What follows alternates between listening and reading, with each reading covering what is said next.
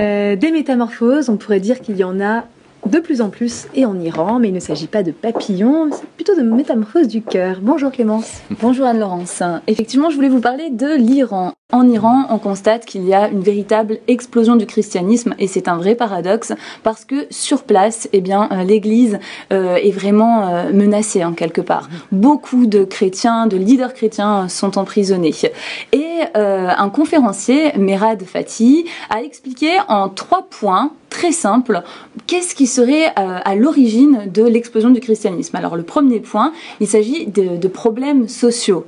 On remarque par exemple l'augmentation du chômage, de la prostitution, et donc tout cela crée quelque part un désenchantement des Iraniens. Le deuxième point serait les prières ferventes, parce que ce conférencier est chrétien et donc il croit dans la puissance de la prière.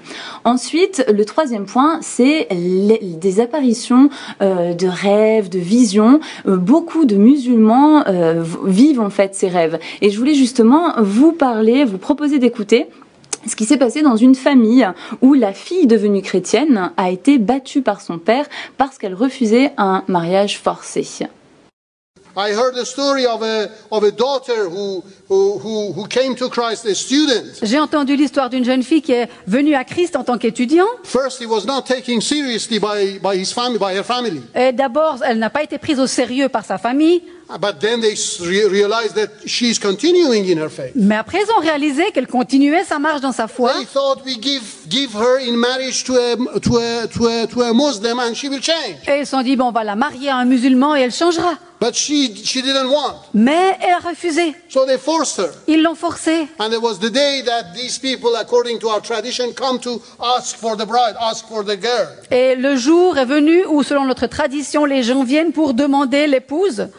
And before the father and the family, she said, "No, I cannot marry you." Et devant le père et toute la famille, elle a dit non, je ne peux pas vous marier. And it was so bad, for her father. Il se sentait tellement mal pour son père. So it was like his reputation got damaged. Bien sûr qu'elle salissait sa réputation. So when the person who had come for this girl went. Donc, quand les gens qui étaient venus pour prendre cette épouse sont repartis, the dad was so angry, he took out his belt. Le père était tellement en colère qu'il a pris sa ceinture. And he started beating the girl. Et il a commencé à battre sa fille. I said, I will kill you if you don't change your religion, if you don't come back to Islam. Il a dit, si tu changes pas ta religion et tu ne reviens pas à l'islam, je te tuerai. And as he was beating up the girl, et alors qu'il battait sa fille, suddenly he fell down. Tout d'un coup, il est tombé, il s'est écroulé. He got sick.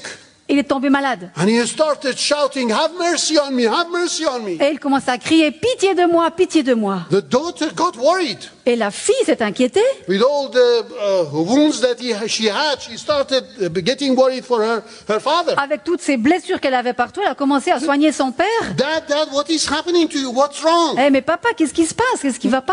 He says, please forgive me. I didn't know. Et il disait, mais s'il te plaît, pardonne-moi. Je ne savais pas. Oh, why? What is happening to you? Mais quoi? Qu'est-ce qui t'arrive? He said that I see Jesus standing behind you. Et il a dit, mais je vois Jésus debout derrière toi. And as I was beating you, I realized that I was beating Jesus. Et alors que je te tapais, je voyais que je fouettais Jésus. And he had stretched his hand and said, "Why are you beating me?" Et Jésus a étendu sa main et m'a dit, mais pourquoi est-ce que tu me bats? Please pray to Jesus that he would forgive me. S'il te plaît, prie Jésus pour qu'il me pardonne. And this man is now a believer. Et cet homme est maintenant un chrétien. Believer, of course. Un chrétien secret, bien sûr.